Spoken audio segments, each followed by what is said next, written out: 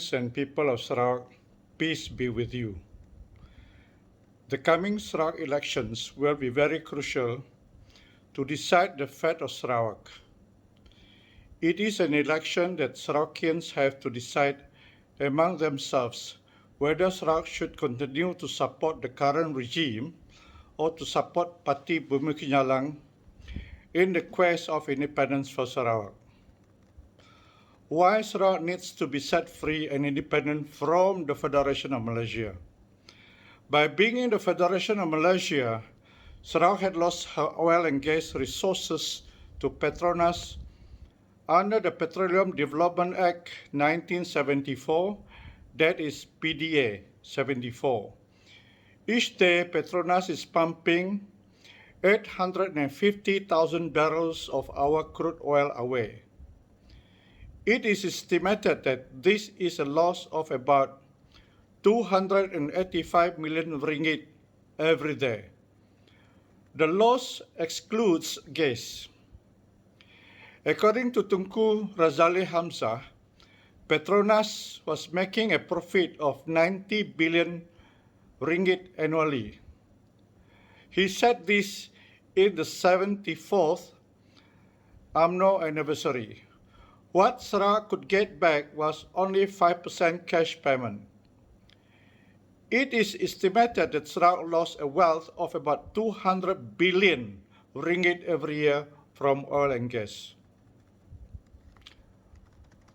Sarawak also lost her seas, water, and marine wealth to Malaya. Besides these, Sarawak also lost lots of her wealth in the form of revenues taken by the federal government departments like Custom, Inland Revenue, Land Transport, Court, and Police. These are also very huge revenues and could be about 100 billion ringgit each year. What Sarawak got back was always less than 5 billion ringgit as development fund from the federal coffers. We also lost many big chunks of lands to the federal government and to government agencies. We need to take back all this wealth. We can only enjoy all this wealth if we could be set free and independent from the Federation of Malaysia. Let me begin with history on how Malaysia came about. Singapore, Sabah, and Sarawak were once crown colonies of Great Britain. The idea of Malaysia was brought up by Tunku Abdul Rahman on the 27th May 1961 during a meeting with foreign correspondents in Singapore. Tunku Abdul Rahman at that time was the Prime Minister of Malaya. He proposed to unify Malaya, Singapore, Sabah, Sarawak, and Brunei into one country called Malaysia. The peoples of Sabah and Sarawak was promised by Tunku Abdul Rahman equal partnership and equal status with Malaya if they agree to the Malaysia proposal. In order to be seen by the international community that Sarawak agreed to the Malaysia proposal, a finding of the wishes of the people of Sarawak was met by the Cobble Commission by the British, headed by Lord Cobble. Tan Sri Ghazali Shafi and Wong Pao Ni were members of the Cobble Commission. Since both of them were Malayans, it is hard to believe that they could stay neutral. We can see them as interested parties to see Sarawak will agree to the Malaysia proposal. We all know none of the 5 members of the Cobble Commission could speak any Dayak language or Sarawak Malay. How could they be able to understand the wishes of the people of Sarawak at that time? How could the natives be able to understand English or what this Mat Saleh was talking about. The report of the Cobalt Commission to the United Nations should be viewed with suspicions. They were said to have interviewed 4,000 odd people, and it was very much less than 10% of all the people of Sabah and Sarawak at that time. Only 1/3 of those interviewed agreed to Malaysia.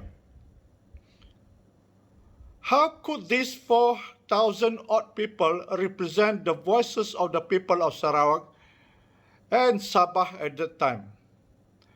The Cobalt Commission report should not have been accepted by the United Nations.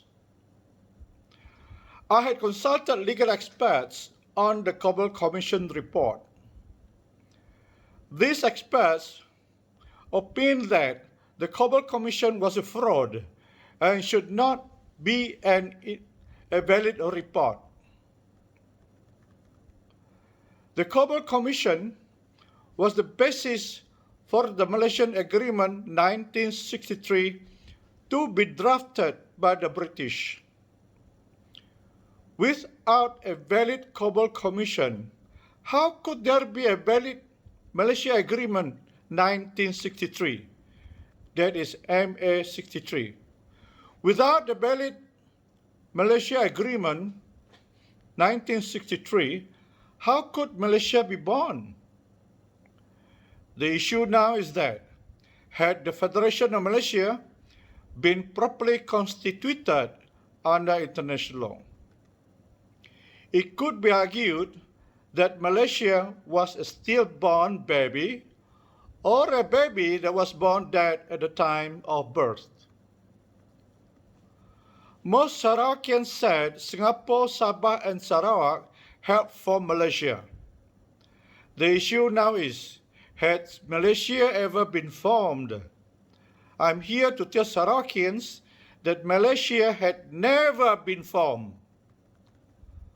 From records that I read, Singapore, Sabah, and Sarawak were given as a gift by the British to Malaya on the 16th September 1963 to enlarge the territories of Malaya.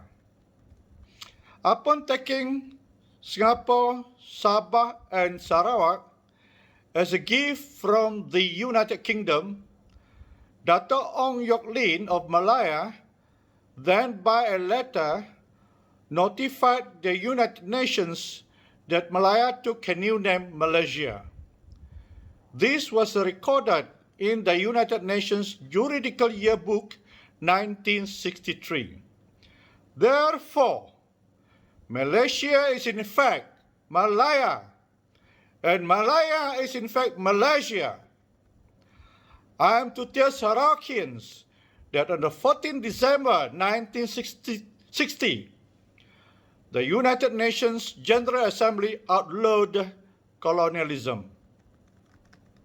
After colonialism was outlawed, most countries gained independence from their colonial masters. A total of 65 countries have claimed their independence from Great Britain. These included Canada, Brunei, Burma, India, Australia, and New Zealand.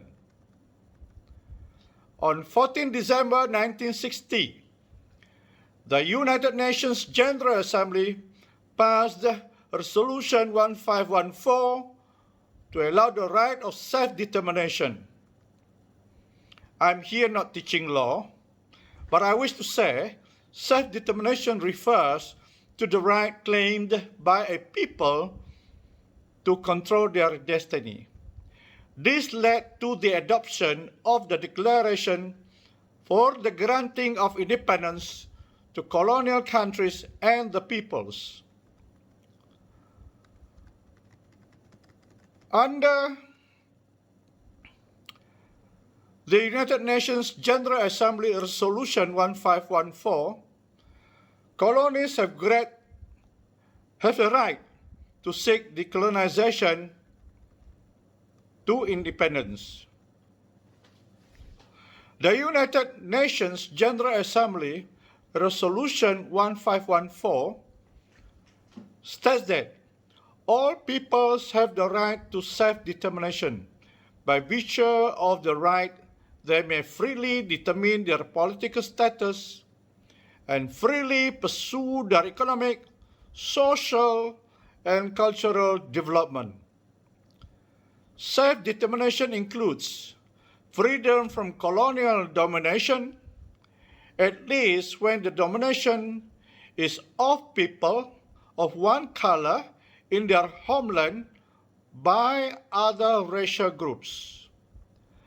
The International Court of Justice, that is ICJ, endorsed this principle in this form in its 1971 advisory opinion on Namibia and in its 1975 advisory opinion on the Western Sahara. Malaysia is a member of the United Nations, has to respect United Nations General Assembly Resolution 1514.